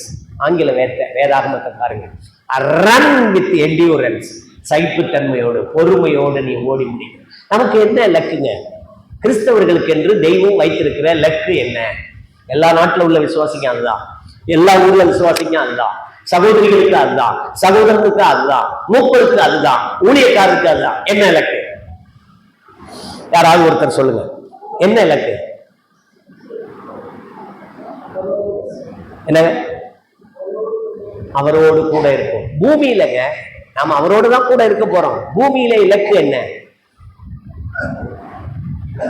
பேச மாட்டீங்களா? இலக்கு தெரியாதா? இலக்கே தெரியாம ஓடிட்டு இருக்கமா? கிறிஸ்துவை நோக்கி ஓடணும். இலக்கு என்ன? ரொம்ப சிம்பிள்ங்க, அவருடைய சாயலாய் மாற வேண்டும். அவ்வளவுதான். ரோமர் 8:29 மனதில் வைங்க. 1 யோவான் 3வது அதிகாரம் வாசித்து பாருங்கள். இப்பொழுது தேவனுடைய பிள்ளைகளா இருக்கிறோம், இனி எவ்விதமா இருப்போம் என்று வெளிப்படவில்லை. ஆகிலும் அவர் வெளிப்படும் பொழுது நாம் அவரை தரிசிப்பதினாலே அவருக்கு ஒப்பாக இருப்போம் என்று அறிந்திருக்கிறோம். அவருடைய சாயலாய் மாறணும். அவருடைய சாயல், அவருடைய குணம், அவருடைய சுவாபம் என்னிடத்துல காணப்பட வேண்டும். அதான் இலக்கு. அதுக்கு பொறுமையும் வேணும், சகிப்புத்தன்மையும் வேணும். கர்த்தர் வர்ற வரைக்கும் தான் சகிச்சுட்டே இருக்கும். ஆண்டவர் இயேசு கிறிஸ்து வருவார், நிச்சயம் வருவார். அவர் சொல்லிட்டு போயிருக்கார், வாக்கு மாறாதவர், பொய் சொல்ல மனுஷன் அல்ல, மனம் மாற மனு புத்திரன் அல்ல. அவர் வரும்போது நாம் அவரை போல ஆகி. நான் ஒரு கெமிஸ்ட்ரி ஸ்டூடெண்ட்டு, எப்படி யோசிச்சு பார்த்தேன் அதை, எப்படி அந்த அவருடைய வருகை எப்படி இருக்கும் நான் படிச்சதோட ஒப்பிட்டு பார்த்தேன். கடல்ல தண்ணி இருக்கு, ஆற்றுல தண்ணி இருக்கு, குளத்துல தண்ணி இருக்கு, குட்டையில ஏரியிலலாம் தண்ணி இருக்கு. சூரிய வெளிச்சம் வருது, சூரிய வெப்பம் வருது. 100 டிகிரி வெப்பம் பட்டுச்சுன்னா அந்த தண்ணி என்ன செய்யும்? அப்படியே ஆவியா போயிடும். யாரும் கண்ட்ரோல் பண்ண முடியாது. இது எங்க ஊர் கடல் தண்ணி, எங்க ஊர் ஏரி தண்ணி, மேல போவாத போவாத போ சொல்ல முடியாது. காரணம் 100%. 100 டிகிரி வெப்பம் பட்ட உடனே அது ஆவியாய் போய்விடும். யாரு கண்ட்ரோல் பண்ணணும்? என்னுடைய கர்த்தர் 100% கர்த்தர், 100% தெய்வ சுவாபத்தை உடைய கர்த்தர் மத்திய ஆகாயத்தில் வரும்போது ஜீவ தண்ணீராகி அவரை ஏற்றுக்கொண்ட நான் அப்படியே எடுத்துக்கொள்ளப்படுவேன். தமிழ் பாட்டுக்கார அழகா பாடுறான், பறந்திடுவேன் நான் பறந்திடுவேன், வானத்தில் வானத்தில் நடுவானத்தில் இயேசுவின் கைகளில் நான் இருப்பேன், பரமன் இயேசுவின் புன்னகை முகம் என் கண்களில் உள்ளத்தில் நிறைந்திருக்கும். அப்படியே போயிடும். என்ன சந்தோஷம்! அதுக்காக தாங்க காத்திருக்கோம். பிளஸிங்கிறது என்னங்க? ஆசீர்வாதங்கிறது என்னங்க? கர்த்தருடைய சாயலாய் மாறுவதுதான் ஆசீர்வாதம். எனக்கு கிடைப்பது ஆசீர்வாதம் அல்ல, அது temporary. Just like a bubbles, just like a shadow. அது ஒரு நீர்க்குமிழியை போல, அது ஒரு நிழலை போல. அவர் வரும்போது நான் எடுத்துக்கொள்ளப்படுவேன். அது வரைக்கும் சகிப்புத்தன்மை நமக்கு தேவைப்படுகிறது. யாருக்கு? அவருடைய மனவாட்டியாகிய திருச்சபைக்கு சகிப்புத்தன்மை. சகிப்புத்தன்மை நமக்கு இருக்கா? நான் சில கல்யாண வீட்டில் பேசும்போது பேசுவேன். ஒரு பாப்பாவுக்கு நிச்சயம் பண்றாங்க. மாப்பிள்ளை வீட்டிலேருந்து ஒரு மோதிரம் போடுறாங்க. ஒரு வயதான பாட்டி அதை பார்க்குறா. இவளுக்கு ரொம்ப மகிழ்ச்சி. வாழ்க்கையில் முத மணமகன் வீட்டிலிருந்து ஒரு மோதிரம். அவளுக்கு மகிழ்ச்சி. அந்த பாட்டி சொல்கிறாங்க, இது என்கேஜ்மெண்ட் ரிங் அப்படிங்கிறாங்க. அவளுக்கு ரொம்ப சந்தோஷம். என்கேஜ்மெண்ட்லாம் முடிஞ்சுது. அந்த பாட்டி அந்த பாப்பாட்ட போய் இன்னொரு ரிங் உனக்கு போடுவாங்க அப்படின்னா. எப்போன்னு கேட்குறான். கல்யாணத்தன்னைக்கு போடுவாங்க. அதுக்கு வெட்டிங் ரிங், கல்யாணத்தில் போடுற மோதிரம். கல்யாணத்தன்னைக்கு அதே மாதிரி அவருக்கு ஒரு மோதிரம் வந்துச்சு. அந்த பாட்டி வந்தாங்க, இன்னும் 2 ரிங்கு உனக்கு கிடைக்கும் அப்படின்னாங்க. இவளுக்கா பயங்கர குஷி. என்ன இருக்கிறதே 10 விரல், அதுக்கு 4 மோதிரமா போட போறாங்க, ஒரே குஷி. அப்ப அந்த பாட்டி கேட்டா, அந்த பாப்பா அந்த பாட்டிகிட்ட கேட்டா, அது என்ன, அது எப்போ? இன்னொன்று சஃபரிங், இன்னொன்று என்டியூரிங் அப்படின்னு சொன்னேன். சஃபரிங்னா வேதனை. பொம்பளை பிள்ளைகளுக்கு எப்பொழுதுமே வேதனை தான். மணவாட்டி சபைக்கு எப்பவுமே வேதனை இருக்கும். ஆனா அது கொஞ்ச காலம். பேதுரு அதை எழுதுறாரு பாருங்க, கொஞ்ச காலம், கொஞ்ச காலம். சஃபரிங்னா வேதனை, என்டியூரிங்னா சகிப்புத்தன்மை. அது ரிங்கில் தான் முடியுது. Wedding ring, engagement ring, suffering and enduring. நம்முடைய வாழ்க்கையில வேதனை உண்டு. சகிப்புத்தன்மை இருந்தால் அது ஒன்றும் தெரியாது. இதை ஆண்டவர் இயேசு கிறிஸ்து யோவான் சுவிசேஷம் 16ஆம் அதிகாரத்தில் பேசுவார். ஸ்திரீ ஆனவளுக்கு பிள்ளை பேர் வரும்போது, பிரசவ காலம் சமீபம், அவள் வேதனைப்படுகிறாள், வேதனைப்படுகிறாள். பிரசவ நேரத்துல பிரசவம் ஆகக்கூடிய அந்த ஸ்திரீ வேதனைப்படுவா. ஏன்னா வேதனையோடு பிள்ளை பெறுவாயின்னு ஆண்டவர் ஆதி ஆகமத்திலே சொல்லிட்டாரு. வேதனைப்படுவா. அப்ப சொல்லுவா, இனிமே என் புருஷனை வேண்டாம். என்ன இவ்வளவு வேதனையா? ஐயோ! பிள்ளை பெற்ற உடனே அந்த வேதனையை அவள் மறந்து விடுவாள். அவளுடைய துக்கம் சந்தோஷமாக மாறும். யோவான் 16ஆம் அதிகாரம். அது போலதான், கொஞ்ச காலம் நான் இருக்க மாட்டேன், பிற்பாடு கொஞ்ச காலம் கழித்து என்னை காண்பீர்கள், உங்கள் துக்கம் சந்தோஷமாய் மாறும். பிள்ளை பிறந்தோடனே குழந்தை மூஞ்ச பார்ப்பா, அடுத்து பக்கத்தில் உள்ளவங்கள்ட்ட கேட்பா, அத்தான் எங்கேன்னு கேட்பா. வேதனை வரும்போது அத்தான் வேணான்றுவா. பிள்ளையை பெற்று ஜீவனை பார்க்கும் பொழுது, என் புருஷன் இங்க அவரை மாதிரியே இருக்காங்கல்ல, ஆமல்ல, எல்லாம் மாறிடுச்சு, வேதனை போயிடும். நம்முடைய ஆண்டவர் வரப்போகிறார். அது வரைக்கும் நமக்கு பாடு சகிக்கும் தன்மை வேணும். கற்றுக்கொள்ளுங்கள், பாடுபட கற்றுக்கொள்ளுங்கள், பாடு சகிக்க கற்றுக்கொள்ளுங்கள். கொஞ்ச காலம். அந்த வார்த்தையை இன்னொரு வாட்டி படிக்குமா தம்பி? தம்பி 1 பேதுரு 5:10 நானே படிக்கிறேன். கிறிஸ்து இயேசுவுக்குள் நம்மை தமது நித்திய மகிமைக்கு அழைத்தவராயிருக்கிற சகல கிருபையும் பொருந்திய தேவன் தாமே கொஞ்ச காலம் பாட அனுபவிக்கிற உங்களை சீர்படுத்தி, ஸ்திரப்படுத்தி, பலப்படுத்தி நிலைநிறுத்துவாராக.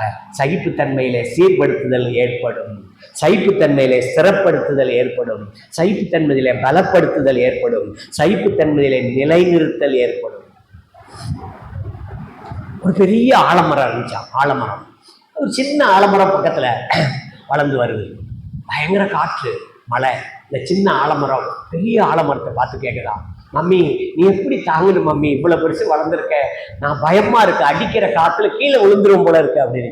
இப்போ பெரிய ஆலமரம் சொல்லிச்சான், புயல் அடிக்கணும், காத்தடிக்கணும், மழை பெய்யணும், அப்பதான் நம்முடைய வேறு அசைஞ்சி அசைஞ்சி அசைஞ்சி உள்ள போகும். அப்பதான் என்ன மாதிரி ஒரு நாள் உயரமா வளர முடியும். என்னுடைய உங்களுடைய வாழ்க்கையில் பாடுகள் அவசியம். காலையில் எந்திரிச்சோன்னே சில பேர் ஜெபம் பண்ணுவாங்க பார்த்தீங்களா, ஆண்டவரே இன்றைக்கு உள்ள எல்லா பாடுகளிலிருந்தும் என்னை. என்ன பிள்ளைங்க சிரிக்கிறீங்க ஆசையா, யாரோ முணுமுணுக்கிறீங்க? நான் தான் நிறுத்திட்டேனே, நீங்களும் நிறுத்திட வேண்டியதானே? இல்லை, நம்முடைய ஜெபம் எப்படி இருக்கு? எல்லா பாடுகளிலிருந்து என்னை விலக்கி காத்துக்கொள்ளும். ஆண்டவர் அப்படி இல்லைங்க, பாடுகள் மத்தியில தான் பரமன ருசி பார்க்க உதவி செய்கிறார். முள்ளுகள் மத்தியில ரோஜா இருந்தால் தான் ரோஜாவுக்கு மகிமை.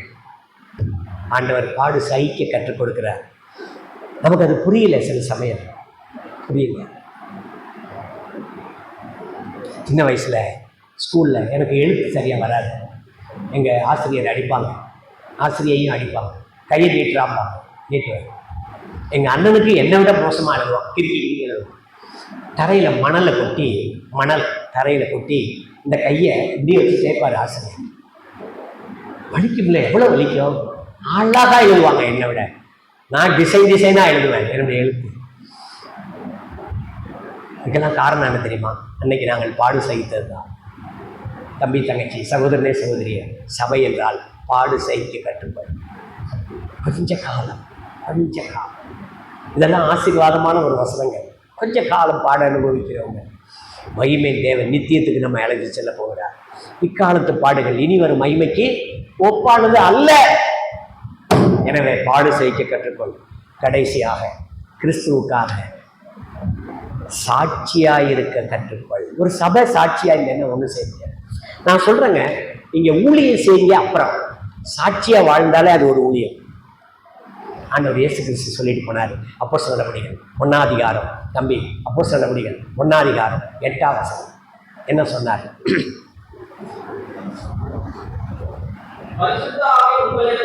பரிசுத்த ஆவி உங்களிடத்தில் வரும்போது நீங்கள் பலனடைந்து எருசலேமிலும் யூதேயா முழுவதும் சமாரியாவிலும் பூமியின் கடைசி பரியந்தம் எனக்கு சாட்சிகளாய் இருப்பீர்கள். இந்த எனக்குங்கிறது யாரு? சொல்லுங்க தம்பி, நீங்க தான் சொல்லுங்க. கிறிஸ்து. இன்னும் கொஞ்சம் மகிமையா சொல்லுங்களேன், எனக்குங்கிறது யாரு? தப்பு இல்லை, ஆன்சர் தப்பு இல்லை, மகிமையா சொல்றேன். நீங்க குட் வாங்கிட்டீங்க, வெரி குட் வாங்கிங்கன்னு சொல்றேன். உயிர் தெழுந்த கிறிஸ்து எனக்கு சாட்சிகளாய் இருப்பீர்கள். இது உயிரோடு இருக்கும் போது இல்லை, உயிர் தெழுந்த பிற்பாடு சொன்ன வார்த்தை. என்னுடைய உயிர் தெழுதலுக்கு நீங்கள் சாட்சி. நான் பலியானேன், நான் மரணம் அடைந்தேன், பாவிகளுக்காக என்னுடைய ஜீவனை கொடுத்தேன், மரணத்தை ஜெயித்தேன் என்பதற்கு நீங்கள் சாட்சிகள். பரிசுத்த ஆவியானவர் உங்களிடத்தில் வருவார், நீங்கள் பலன் அடைய வேண்டும். நாம் சாட்சியா இருக்க வேண்டும், காட்சியா இருக்கக்கூடாது. காட்சினா என்னங்க? ஷோ. அப்படியே விசுவாசி மாதிரியே ஷோ பண்ணுவாங்க. சில பேர் பாருங்க, பரிசுத்தவான்கள் மாதிரியே நடிப்பாங்க. வாங்க பிரதர், ஸ்தோத்திரம் சிஸ்டர், நல்லா இருக்கீங்களா சிஸ்டர். நடிக்காத, காட்சியா இருக்காத, சாட்சியா. 1ஆம் அதிகாரத்துல சாட்சியா இருன்னு சொல்லிட்டு போனாரு. அவங்கெல்லாம் என்ன தெரியுமா செஞ்சாங்க? காட்சியா இருந்தாங்க. தெரியுமா உங்களுக்கு? ஒரு ஆள் இல்லை, யூதாஸ்காரியர் செத்து போயிட்டான். எல்லாம் டிஸ்கஸ் பண்ணாங்க, ஒரு சீட்டு போட்டாங்க, 2 பேரும் எழுதுனாங்க. மத்தியா பேரு, இன்னொருத்தர் பேரு என்னங்க பேச மாட்டீங்க? அந்த பகுதியை படிங்களேன், இப்ப கரெக்டா சொல்லிட்டீங்க.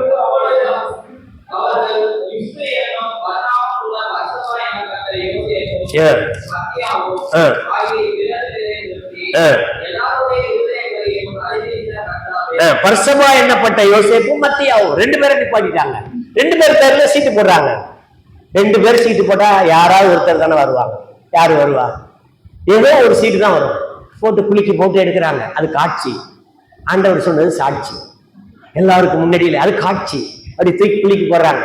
பார்த்தா மத்தியா பேருக்கு விழுந்தது. அந்த மத்தியா அங்கேயோட சரி, 1ஆம் அதிகாரத்தோடய முடிஞ்சிட்டாரு. அதுக்கப்புறம் சபை ஸ்தாபிக்கப்படும் போதெல்லாம் இல்லை. மனித காட்சிகள் வேண்டாம். சபை ஒரு காட்சியாக இருக்கக்கூடாது, சாட்சியாக இருக்க வேண்டும். நீங்கள் சாட்சியாக வாழும்போது அதுவே ஊழியத்தின் பிரதானமான பகுதி. சில பேர் பேச மாட்டாங்க, வாழ்ந்து காமிச்சிருவாங்க. சுவிசேஷம் சொல்ல மாட்டாங்க, சுவிசேஷமாகவே வாழ்ந்து காமிப்பாங்க.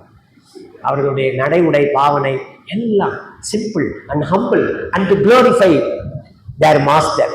அவர்களுடைய எஜமானை உயர்த்தி காண்பிக்கிற வாழ்க்கை முறைகள் சாட்சியாக. சில வார்த்தைகளை சொல்லி நான் நிறைவு செய்கிறேன். சாட்சி என்பது கோர்ட்டு சம்பந்தமான வார்த்தை. ஒரு குற்றவாளி இங்கே இருப்பார், நீதிபதி அங்கே உட்கார்ந்து இருப்பார். நீதிபதி கையில சட்ட புஸ்தகம் இருக்கும், law book. Indian penal code இத்தனா நம்பர் செக்ஷன் படி, இந்த பிரிவின் படி, இந்த சாட்சியை விசாரித்ததின்படி இந்த குற்றவாளிக்கு இந்த தண்டனையை அறிவிக்கிறேன், அல்லது சாட்சி சரியில்லை எனவே குற்றவாளிக்கு தண்டனை இல்லை, அவன் நிரபராதி என்று விடுவிக்கிறேன் என்று சட்ட புஸ்தகத்தை கையில வச்சிருப்பார். 1 நீதிபதி, 2 சட்ட புஸ்தகம், 3 சாட்சி. சாட்சி இல்லை என்றால் எந்த நீதிபதியும் நியாய தீர்ப்பு செய்யவே முடியாது. இப்ப சொல்லுங்க, நீதிபதி முக்கியமா சாட்சி முக்கியமா?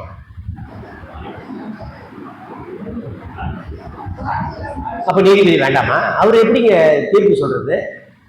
நீதிபதி என்கிற அந்தஸ்து முக்கியமா, சாட்சி என்கிற சாதாரண விஷயம் முக்கியமா? சம அந்தஸ்து கொடுக்கப்படுகிறது. கவனிக்கணும். ஆண்டவர் இயேசு கிறிஸ்து நீதிபதி, சாட்சி யாரு? நான். நம்மளை வச்சுதான் ஆண்டவர் உலகத்தை நியாயம் தீர்க்க போறாரு. நான் சாட்சியா இருந்தா போதும். ராஜபாளையத்துக்கு ஆண்டவர் உங்களை சாட்சியாக வைத்திருக்கிறார். பெரம்பலூருக்கு என்னை சாட்சியாக ஆண்டவர் வைத்திருக்கிறார். ஒவ்வொரு ஊரிலும் சாட்சிகளை அங்காங்க வைத்திருக்கிறார். அந்தந்த பகுதிகளை தேவன் அந்தந்த சாட்சிகளை கொண்டு இந்த சட்ட புஸ்தகத்தை கொண்டு நியாயம் தீர்ப்பார். யோவான் 12:36, என்னை தள்ளி என் வார்த்தைகளை ஏற்றுக்கொள்ளாதவனை நியாயம் தீர்க்கிறது ஒன்று இருக்கிறது, நான் சொன்ன வசனமே கடைசி நாளில் அவனை நியாயம் தீர்க்கும். இதை வச்சுப்பாரு கையில, என்னையும் வச்சிருப்பாரு அல்லது உங்களை வச்சிருப்பாரு. நீங்க சாட்சி, இது சட்டம், அவர் நீதிபதி, நியாயம் தீர்த்து முடிச்சிடுவார்.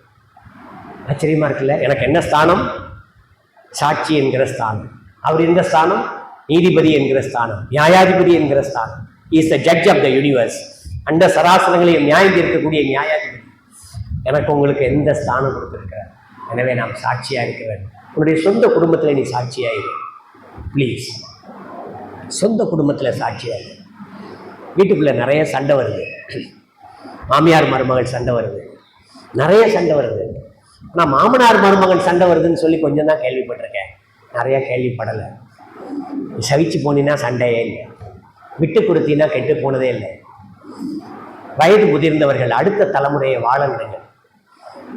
நான் குடும்பத்தில் ஆலோசனை சொல்லும்போது சொல்லுவேன், வயது முதிர்ந்தவர்கள், வாழ்ந்து நிறைந்தவர்கள் அடுத்த தலைமுறையை வாழ விட்டு பாருங்க. பாருங்க, இப்போ வந்து ஆட்டி படைக்கிறா பாருங்க, ஆட்டி படைக்க தான் அவளே வந்திருக்கா. நாம வாலிபத்தில் இருக்கும்போது ஆட்டி படைச்சோமா இல்லையா? குடும்பத்துல சாட்சியாயிருங்க. நிறைய பேசலாம், குறைக்கிறேன். அடுத்து நீங்கள் வாழ்கிற இடத்துல சாட்சியாயிருங்க, சபையிலே சாட்சியாயிருங்க, சமூகத்திலே சாட்சியாயிருங்க. நாம் எங்க இருக்கிறோமோ அங்க I must be the witness. ஒரு வசனத்தின்படி சொன்னா அவர் நியாயாதிபதி, நான் சாட்சி. ஆண்டவர் எனக்கு உங்களுக்கு அந்தஸ்து என்ன கொடுத்திருக்கிறார்? சில குற்றங்கள்ல கேஸ்ல பாத்தீங்கன்னா கோர்ட்ல சாட்சியை பத்திரமா போலீஸ் பாதுகாப்போடு கொண்டு போவாங்க, ரொம்ப சேஃப்டி பண்ணுவாங்க. ஏன் தெரியுமா? அந்த சாட்சி இல்லைன்னா கேஸ் நிற்காது, நியாய தீர்ப்பு சொல்ல முடியாது. ஜட்ஜி இருக்கிறாரு, ஜட்ஜிக்கிட்ட சட்ட புஸ்தகமும் இருக்கு, தண்டனை என்ன கொடுக்கணும் என்ன கொடுக்க கூடாது எல்லாம் இருக்கு. சாட்சி வேணுமே. வேத புஸ்தகத்தில் சாட்சியை குறித்த வார்த்தைகளை வாசித்து பாருங்க. 2 அல்லது 3 சாட்சிகளினாலே ஒரு காரியம் நிலை வரப்படும். ஆண்டவர் இயேசு கிறிஸ்து எங்க இருக்கிறார்? 2 அல்லது 3 பேர் எங்க இருக்கிறீர்கள்? நான் அங்கே இருக்கிறேன். அவர் வாசம் செய்கிறார். சபை ஒரு சாட்சி. இயேசு கிறிஸ்து உயிரோடு இருக்கிறாரா? யார் சாட்சி? சபை சாட்சி. இயேசு கிறிஸ்து வருவாரா? வருவார். சபை சாட்சி. இயேசு கிறிஸ்து நியாயம் தீர்ப்பாரா? அவர் நீதியுள்ள நியாயாதிபதி. சபை சாட்சி. நானும் நீங்களும் சாட்சியா இருக்க வேண்டும், காட்சியா இருக்கக்கூடாது. 3 காரியங்களை இன்னைக்கு கற்றுக்கொண்டோம். நம்பர் 1, தியாகமா இரு. தியாகம் செய். Sacrifice mind, mind of sacrifice. கிறிஸ்து தன்னை நமக்காக தேவனுக்கு காணிக்கையாக ஒப்பு கொடுத்தது போல நீங்களும் அன்பிலே நடந்து கொள்ளுங்கள், காணிக்கையாக ஒப்பு கொடுங்க. நம்பர் 2, பாடு சகிக்க கற்றுக்கொள். நம்பர் 3, சாட்சியாக. சபை சாட்சி இல்லைன்னா எந்த சாட்சியை கொண்டு வந்து அங்க நிறுத்துறது? உலகத்துல சாட்சி கிடைக்கலன்னு வைங்களேன், சில சாட்சியை கொண்டு வந்து நிறுத்துவாங்க. அதுக்கு பேர் பொய் சாட்சின்னு பேரு.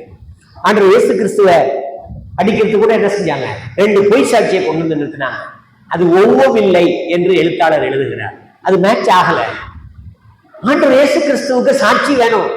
பொய் சாட்சியை வச்சு அவர் என்ன செய்ய முடியாது? நியாய தீர்ப்பு சொல்ல முடியாது. பணம் கொடுத்து சாட்சியை கூட்டிட்டு வருவாங்க. இப்பெல்லாம் சார் நான் கண்ணுக்கு கண்ணா பார்த்தேன் சார், இந்த பையன் அடிச்சா சார் அப்படின்னா அவங்களுக்கு பணம் கொடுத்தே கொண்டு வருவாங்க. ஆண்டவர் சமூகத்துல அப்படி கிடையாது. இது உலக வழக்கு மன்றம், தேவ நீதிமன்றத்துல அது இருக்காது. அப்படியானால் சாட்சி யார்? சாட்சியார். என்னங்க இவ்வளவு கேட்டும் பேசவே மாட்டீங்க? சாட்சியார் நான் தான், நாம தான் சாட்சி, சபை தான் சாட்சி. கர்த்தருடைய வருகை சமீபம். அவர் உலகத்தை நியாயம் தீர்க்க வரப்போகிறார். அது வரைக்கும் பாடுகள் உண்டு. ஆனால் அந்த பாடுகளுக்கு ஒரு பெயர் வைத்திருக்கிறார். பாடுபட்ட பேதுரு ஒரு பெயர் வைத்திருக்கிறார், கொஞ்ச காலத்து பாடுகள் இனி வரும் மகிமைக்கு ஒப்பானவர். அவர் வருகிறார், நம்மை அழைக்க வருகிறார். மனவாட்டியாகிய சபையை அன்போடு கூட அழைத்து செல்ல வருகிறார்.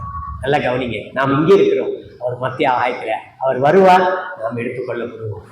அங்கே வரும்போது ஏங்க பூமியில் வந்து கால் வச்சு மறுபடியும் நம்மளை கூட்டிட்டு போக கூடாதா? இது சபிக்கப்பட்ட பூமி. நம்பர் 1, இது இயேசு கிறிஸ்துவின் ரத்தம் குடிச்ச பூமி. நம்பர் 2, பரிசுத்தவான்களை அவர் அடையாளம் தெரியும். ஆண்டவர் யோவான் 10ஆம் அதிகாரத்தில் சொன்னார், என் ஆடுகள் என் சத்தத்துக்கு செவி கொடுக்கிறது. அவருடைய சத்தம் நமக்கு தெரியும். பறந்தீங்க எப்போ வேணாலும் வரலாம். நடுராத்திரியிலோ, அதிகாலையிலோ, மாலை மயங்கும் போதோ, நடுப்பகலிலோ, எப்போ வேணாலும் வரலாம். நான் ஒரு வார்த்தை சொல்றேன், நீங்க திருப்பி பதில் சொல்றீங்களா? சொல்லி முடிக்கலாமா? நான் ஒரு வாக்கியம் சொல்றேன், நீங்க பதில் சொல்றீங்களா? பாப்போம் என்ன சொல்றீங்கன்னு பாப்போம்.